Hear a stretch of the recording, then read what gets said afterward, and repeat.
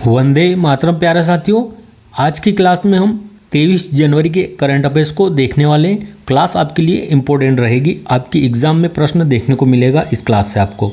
हाल ही में चर्चा में रही किशनगंगा और रतले परियोजना कहाँ स्थित है, तो ये चर्चा में क्यों रही है हम देखते हैं। तो जम्मू कश्मीर में स्थित है किशनगंगा और रतले परियोजना। किशनगंगा और रतले परियोजना यह जम्मू कश्मीर में स्थित है। किशनगंगा परियोजना यह झेलम नदी पर स्थित है और 330 मेगावाट की क्षमता है इसकी उत्पादन बिजली की। रतले परियोजना यह चिनाब नदी पर है और 850 मेगावाट इसकी उत्पादन क्षमता है। यहाँ से 850 मेगावाट बिजली का जो है उत्सर्जन होता है। तो किशनगंगा और रतले परियोजना को लेकर जो पाकिस्तान नल्ला है, पाकिस्तान ने स्थायी मध्यस्थता न्यायालय जो द हेग नीदरलैंड में स्थित है, हेग नीदरलैंड में स्थायी मध्यस्थता न्यायालय, यहाँ पर किशनगंगा के ऊपर स्थित जो झेलम नदी के ऊपर किशनगंगा परियोजना है और चिनाब नदी के ऊपर जो रतले परियोजना है, इसको लेकर स्थायी मध्यस्थता न्यायालय में गया और यहाँ पर इसके मध्यस्थता दोनों देशों के मध्यस्थता बनाने के लिए कहा कि भारत इन पर जो है बिजली का उत्पादन करता है और भारत ने इस पर बांध बनाए हुए हैं। तो जो स्थायी मध्यस्थता न्यायालय है, इसने भारत का रुख करते हुए पाकिस्तान को फटकार लगाई है और कहा है कि तुम्हारे यहाँ पढ़े लिखे अधिकारी लोग है या नहीं, हो या तुम खुद पढ़े लिखे हो या नहीं यहाँ की सरकार, क्योंकि जो तुम्हारा सिंधु नदी जल समझौता है यह वर्ल्ड बैंक की मध्यस्थता से हुआ है। तो जो किशनगंगा जो परियोजना है और जो रतले परियोजना है झेलम, और जो झेलम नदी की जो परियोजना है झेलम नदी और जो चेनाब नदी पर परियोजना है, यह इस वर्ल्ड बैंक के द्वारा कराए गए सिंधु नदी जल समझौते के अंतर्गत आती है। तो आप वर्ल्ड बैंक के पास जाइए, वर्ल्ड बैंक आपको जो इसके बारे में मध्यस्थता कराएगी दोनों के मध्य।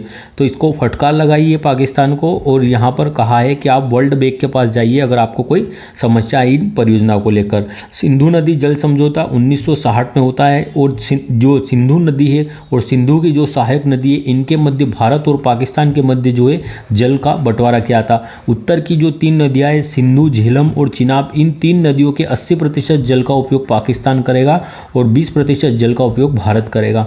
किनका? सिंधु, झेलम और चिनाब। जो रावी, व्यास और सतलज है, रावी, व्यास और सतलज, इन 3 नदियों के 80% जल का उपयोग इंडिया करने वाला है और 20% जल का उपयोग भारत करेगा। इस 20% जल का उपयोग पाकिस्तान करेगा। इस समझौतों के तहत यह तय हुआ था। सिंधु की सहायक नदियों के बारे में देखते हैं। सिंधु की सहायक नदियाँ है झेलम, रावी, चिनाब, व्यास और सतलज। जो झेलम नदी है इसे वेदों में क्या कहा गया है? ऋग वेद में वितिस्ता कहा गया है। किशनगंगा और तुलबुल परियोजना इसी नदी पर है। रावी नदी को पुरुषणी नदी कहा गया है वेदों में और लाहौर इसी के किनारे स्थित है। चेनाब नदी को अश्कनी कहा गया है और सिंधु की सबसे बड़ी सहायक नदी भी कौन सी है? चेनाब नदी है। दुलहस्ती, बगलियाल, सलाल और रेटल परियोजनाएं किस पर है? चेनाब नदी पर है। व्यास नदी को विपाशा कहा गया है और पोंग जलाशय किस पर है? व्यास नदी पर है।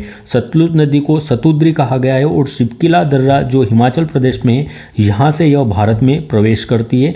और व्यास और सतलज नदी के संगम पर ही हरी के बैराज का निर्माण किया गया है और हरी के बैराज से ही जो इंदिरा गांधी नहर है, इंदिरा गांधी नहर इसे निकाला गया है, जो कि राजस्थान की मरुगंगा के रूप में जानी जाती है। नेक्स्ट प्रश्न है, ग्लोबल फायर पावर इंडेक्स 2025 में भारत को कौन सा स्थान मिला है, अर्थात किस देश की सेना कितनी शक्तिशाली है। इसमें ग्लोबल फायर इंडेक्स 2025 में बताया गया है तो भारत चौथे स्थान पर है। इसमें ग्लोबल फायर इंडेक्स जो किस देश की सेना कितनी मजबूत है, कितनी पावरफुल में इसमें दर्शाया जाता है। तो विश्व में पहले स्थान पर कौन है ग्लोबल फायर पावर इंडेक्स में? यूएसए है, दूसरे स्थान पर रूस है और तीसरे स्थान पर चीन है। भारत का स्थान चौथा है फायर पावर इंडेक्स में 2025 में भी और 2024 में भी चौथा स्थान था भारत का और 2025 में भी। पाकिस्तान का कौन सा स्थान है? तो पाकिस्तान 12वें स्थान पर है और 145वें अंतिम स्थान पर कौन है? तो भूटान अंतिम स्थान पर है। जो भूटान है इसके पास कोई सेना नहीं है।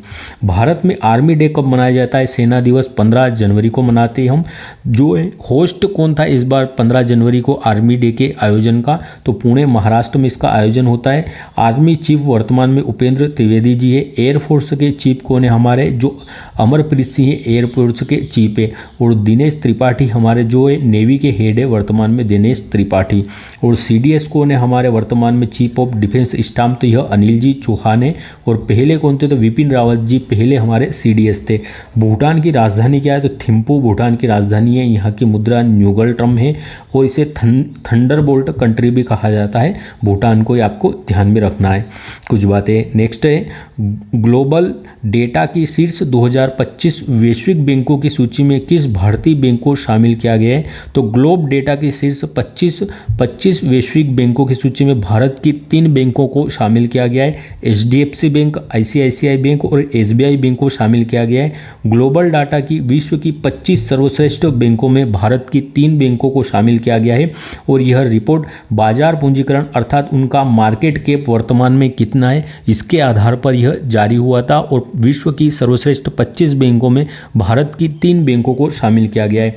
भारत की कौन सी 3 बैंकें हैं, HDFC बैंक, ICICI बैंक और SBI बैंक, इन तीनों को शामिल किया गया है बाजार पूंजीकरण मार्केट कैप के अनुसार। अगर बात करें HDFC बैंक की, तो यह 13वें स्थान पर है विश्व में। ICICI बैंक 19वें और SBI बैंक जो हमारे 24वें स्थान पर है। स्टेट बैंक ऑफ इंडिया, इसका नाम स्टेट बैंक ऑफ इंडिया किस अधिनियम से होता है, तो 1955 के अधिनियम से इसका नाम स्टेट बैंक ऑफ इंडिया होता है। और 1921 में इंपीरियल बैंक ऑफ इंडिया के नाम से इसे स्थापित किया गया था SBI को। देखते हैं हम, अभी हाल ही में RBI के द्वारा भी जो DSIB बैंक घोषित किया गया था इन तीनों बैंकों को, और किस लिए, तो ये इम्पोर्टेंट बैंक है, जो इम्पोर्टेंट बैंक है भारतीय अर्थव्यवस्था के लिए, इसलिए इन्हें जो डोमेस्टिक सिस्टमेटिक इम्पोर्टेंट बैंक घोषित किया गया था RBI के द्वारा। जो रिजर्व बैंक है इन्होंने हमारी अर्थव्यवस्था के लिए इम्पोर्टेंट बैंक घोषित किया था इन तीनों को। नेक्स्ट प्रश्न, हाल ही में सुभाष चंद्र बोस आपदा प्रबंधन पुरस्कार 2025 के लिए किसे चुना गया है, तो सुभाष चंद्र बोस यह किस क्षेत्र में, आपदा प्रबंधन के क्षेत्र में पुरस्कार दिया जाता है। और 2025 के लिए जो इनकोइस संस्था है, इनकोइस, इसे चुना गया है। सुभाष चंद्र बोस आपदा प्रबंधन पुरस्कार यह 23 जनवरी को दिया गया है। किस लिए, क्योंकि 23 जनवरी को हम पराक्रम दिवस मनाते हैं और इसी दिन सुभाष चंद्र बोस आपदा प्रबंधन पुरस्कार दिया गया है। संस्थागत श्रेणी में भी दिया जाता है और व्यक्तिगत श्रेणी में भी दिया जाता है। तो अभी संस्थागत श्रेणी में दिया गया है, तो जो इनकोइस कंपनी है, इनको इसको दिया गया है, ये आपदा प्रबंधन के क्षेत्र में कार्य करती है इनकोइस कंपनी।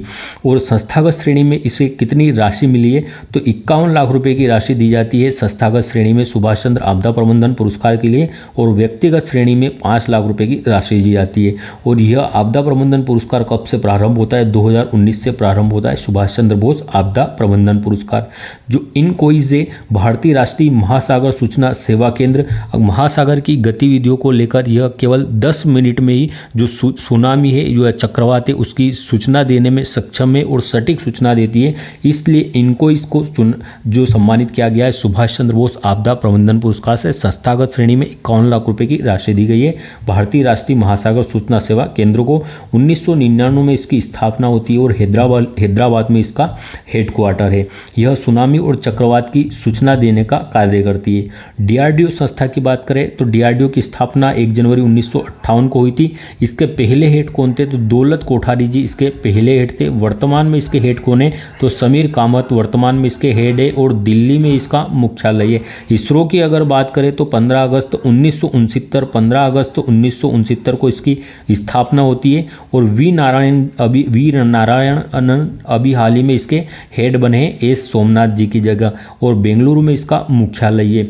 और ये अपना 100वां मिशन किस रॉकेट से लॉन्च करने वाला है, तो जो GSLV F-15 है, इस GSLV F-15 के द्वारा अपना 100वां मिशन लॉन्च करेगा। और अभी PSLV C-16 के द्वारा अभी कौन सा मिशन लॉन्च किया गया था, तो PSLV C-16 के द्वारा POEM-4 मिशन लॉन्च किया गया था, जिसके तहत जो लोबिया के बीज है, लोबिया के बीज को अंतरिक्ष में भेजा था और लोबिया के बीज यहाँ पर अंकुरित भी हुए हैं। इसके अलावा जो डॉकिंग है, डॉकिंग भी इसी मिशन के द्वारा की गई, अर्थात 2 उपग्रहों को आपस में अंतरिक्ष में जोड़ा गया है, डॉकिंग की गई है। यह भी की गई है PSLV C-60 के द्वारा जो उपग्रह भेजे गए थे उनमें। तो ये आपको ध्यान रखना है। सुभाष चंद्र बोस की पुस्तक कौन सी है, तो इंडियन स्ट्रगल इनकी पुस्तक है। और 1939 में इन्होंने फॉरवर्ड ब्लॉक की स्थापना की थी और 1938 के हरिपुरा अधिवेशन की अध्यक्षता सुभाष चंद्र बोस के द्वारा की गई थी। नेक्स्ट प्रश्न है, वर्ष 2025 में फीडे शतरंज विश्व कप का मेजबान कौन है? तो भारत मेजबानी करने वाला है 2025 में फीडे शतरंज विश्व कप का। तो विश्व शतरंज दिवस कब मनाया जाता है? तो 20 जुलाई को मनाया जाता है विश्व शतरंज दिवस। तो इसका होस्ट भारत रहने वाला है फीडे शतरंज विश्व कप का। 31 अक्टूबर से 27 नवंबर के मध्य यह भारत में आयोजित होने वाला है और सेकेंड बार भारत इसका होस्ट रहने वाला है। पहली बार 2002 में इसका आयोजन भारत में हुआ था और हैदराबाद इसका होस्ट था फीडे शतरंज विश्व कप का 2002 में। और यहाँ पर विश्वनाथ आनंद फीडे विश्व शतरंज कप को विजेता थे और 5 बार विश्व विजेता रह चुके विश्वनाथ आनंद। और इनकी ऑटोबायोग्राफी कौन सी है? तो मास्टरमाइंड इनकी ऑटोबायोग्राफी है विश्वनाथ आनंद जी की। और विश्वनाथ आनंद जी पहले व्यक्ति है जिन्हें जो सर्वोच्च खेल रत्न पुरस्कार है राजीव गांधी खेल रत्न पुरस्कार, इससे सम्मानित किया गया था। और जो राजीव गांधी खेल रत्न पुरस्कार है इसका नाम अब क्या हो चुका है? तो जो मेजर ध्यानचंद्र खेल रत्न पुरस्कार हो चुका है। और अभी 2025 के लिए यह किसे दिया गया है? तो मेजर ध्यानचंद्र खेल रत्न पुरस्कार अभी किसे दिया गया है? डी गुगेश को दिया गया है, डी गुगेश जी को दिया गया है। हरमनप्रीत सिंह को दिया गया है जो हॉकी के खिलाड़ी है। इसके अलावा मनु भाकर जी को दिया गया है, जो मनु भाकर है इन्हें दिया गया है। इसके अलावा किसे दिया गया है? कुलदीप जी को दिया गया है जो कि पैरा एथलीट है। तो इन्हें सम्मानित किया गया है इस बार जो मेजर ध्यानचंद्र खेल रत्न अवार्ड है। और इसकी इनामी राशि कितनी है? तो 25 लाख रुपए इसकी इनामी राशि है और ये सर्वोच्च खेल पुरस्कार है। 44वें शतरंज ओलंपियाड का आयोजन कहाँ हुआ था? तो चेन्नई में हुआ था 44वें शतरंज ओलंपियाड का आयोजन। और अगले 45वें जो शतरंज ओलंपियाड है इसका आयोजन इस बार कहाँ पर हुआ है? तो हंगरी में हुआ है, हंगरी की राजधानी बुडापेस्ट में। और जो 45वां शतरंज ओलंपियाड था यहाँ पर भारत विजयी रहा है। मेल और फीमेल दोनों कैटेगरी में शतरंज ओलंपियाड का विजेता भारत रहा है। 2024 का वर्ल्ड कप कहाँ पर हुआ था? चेस का सिंगापुर में हुआ था और आर प्रज्ञानंद इसमें सिल्वर मेडल जीत कर लाए थे। शतरंज वर्ल्ड चैंपियनशिप की अगर बात करें तो इसके विजेता कौन है? शतरंज वर्ल्ड चैंपियनशिप के डी गुगेश इसके विजेता है और उप विजेता इसके अलेक्जेंडर रहे थे। तो इस बार शतरंज वर्ल्ड चैंपियनशिप के विजेता कौन है? डी गुगेश है। अभी मैंने कहा था कि 20 जुलाई को विश्व शतरंज दिवस मनाया जाता है। 24 जुलाई को कौन सा मनाते हैं? तो आयकर दिवस कब मनाया जाता है? 24 जुलाई को मनाया जाता है। और अभी हाल ही में भारत के नवीनतम ग्रैंड मास्टर कौन बने? तो श्याम निखिल ये वर्तमान में नवीनतम ग्रैंड मास्टर है भारत के। और ये किस राज्य से आते हैं? तो तमिलनाडु के रहने वाले हैं। नेक्स्ट प्रश्न है, प्रतिवर्ष राष्ट्रीय मतदाता दिवस कब मनाया जाता है? तो 25 जनवरी को मनाया जाता है राष्ट्रीय मतदाता दिवस, क्योंकि 25 जनवरी 1950 को ही हमारे इलेक्शन कमीशन ऑफ इंडिया की स्थापना होती है।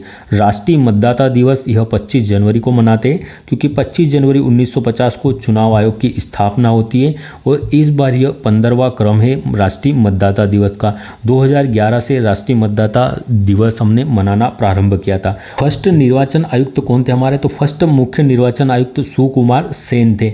वर्तमान में हमारे इलेक्शन कमीशन ऑफ इंडिया के चीफ कौन है? हमारे वर्तमान में कौन है मुख्य निर्वाचन आयुक्त? तो जो राजीव कुमार जी हमारे वर्तमान में मुख्य निर्वाचन आयुक्त हैं। फर्स्ट महिला कौन रही है निर्वाचन आयुक्त के रूप में? तो रमा देवी यह फर्स्ट महिला मुख्य निर्वाचन आयुक्त रही है।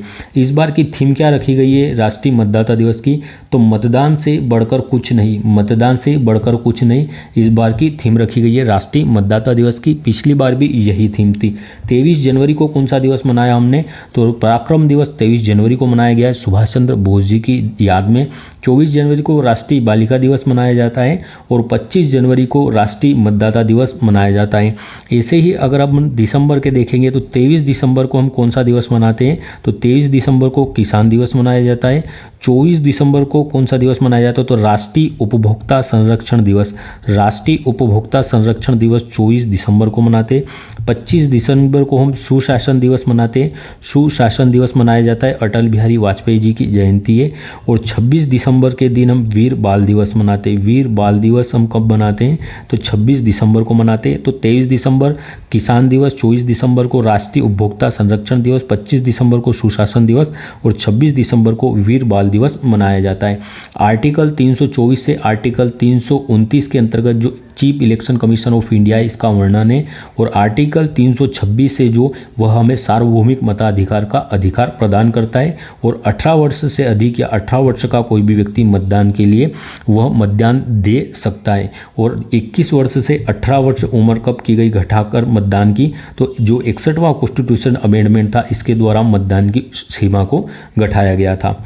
नेक्स्ट प्रश्न है, हाल ही में देश के पहले CSIR मेगा इनोवेशन कॉम्प्लेक्स का उद्घाटन कहाँ पर हुआ है, तो CSIR मेगा इनोवेशन कॉम्प्लेक्स का उद्घाटन मुंबई में हुआ है और भारत का पहला है यह। मेगा इनोवेशन कॉम्प्लेक्स देश का पहला है यह और CSIR के द्वारा इसका उद्घाटन किया गया है। कहाँ पर, मुंबई में इसका उद्घाटन हुआ है। उद्घाटन किसने किया है, तो केंद्रीय मंत्री श्री जितेंद्र सिंह के द्वारा मेगा इनोवेशन कॉम्प्लेक्स का उद्घाटन किया गया है।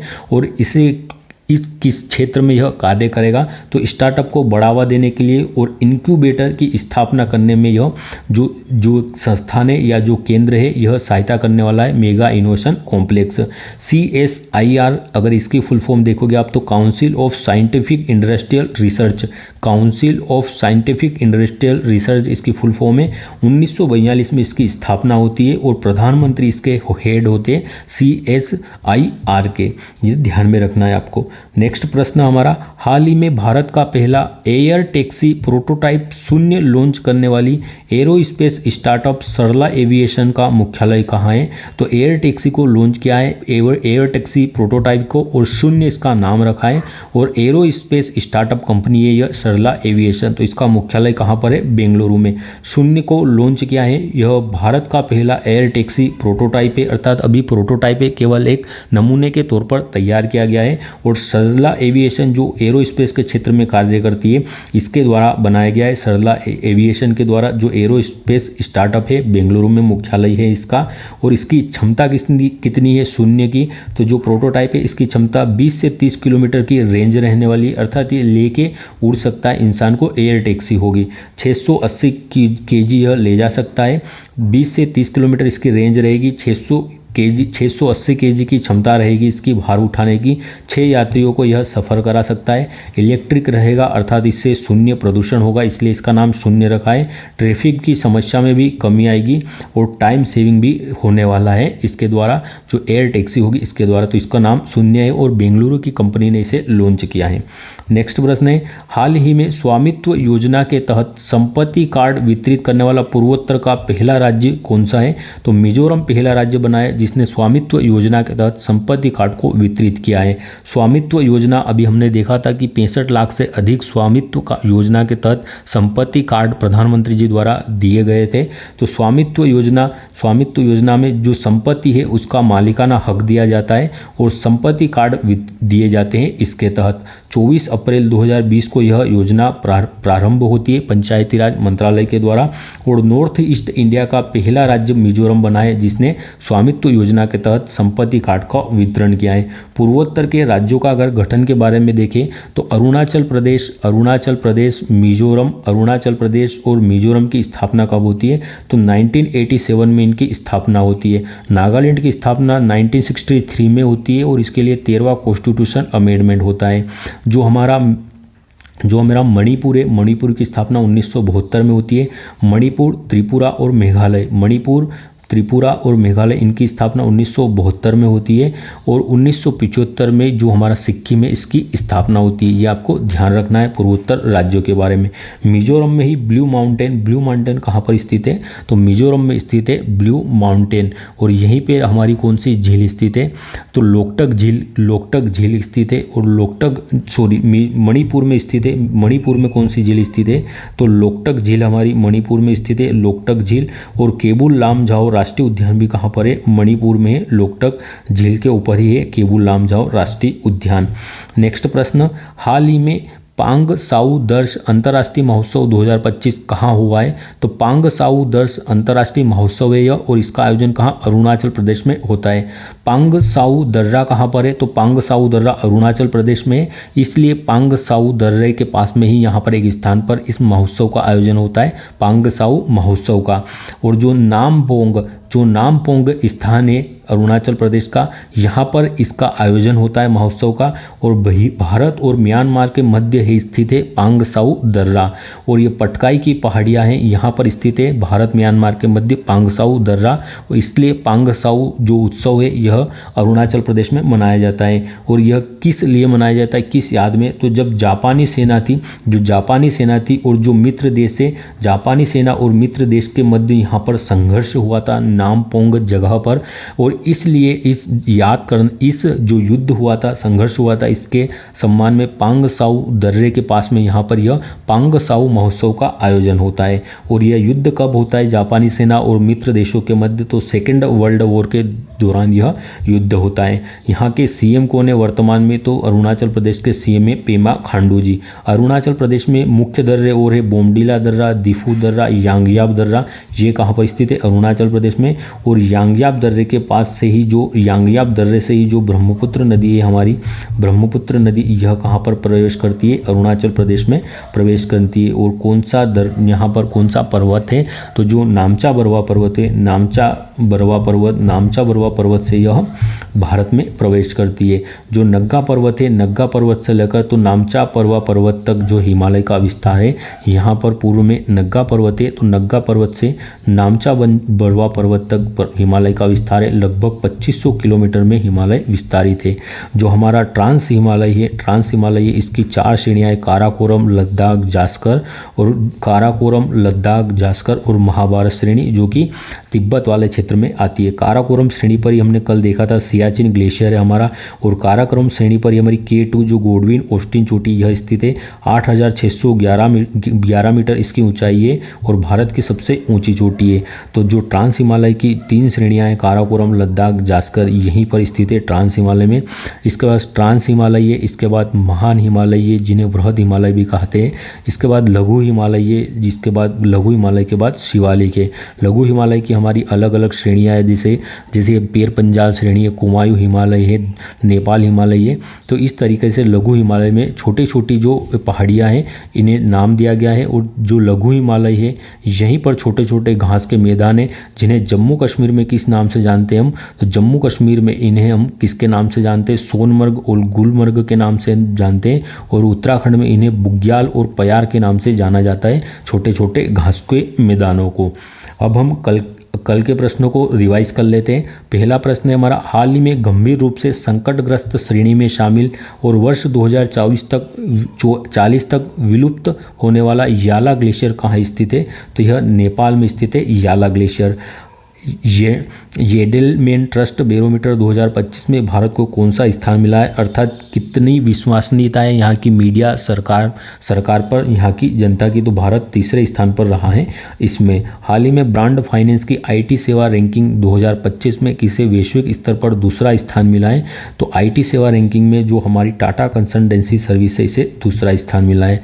दोस्तों, अगर आपको वीडियो अच्छा लगे तो आप लाइक ज़रूर कर दिया करें।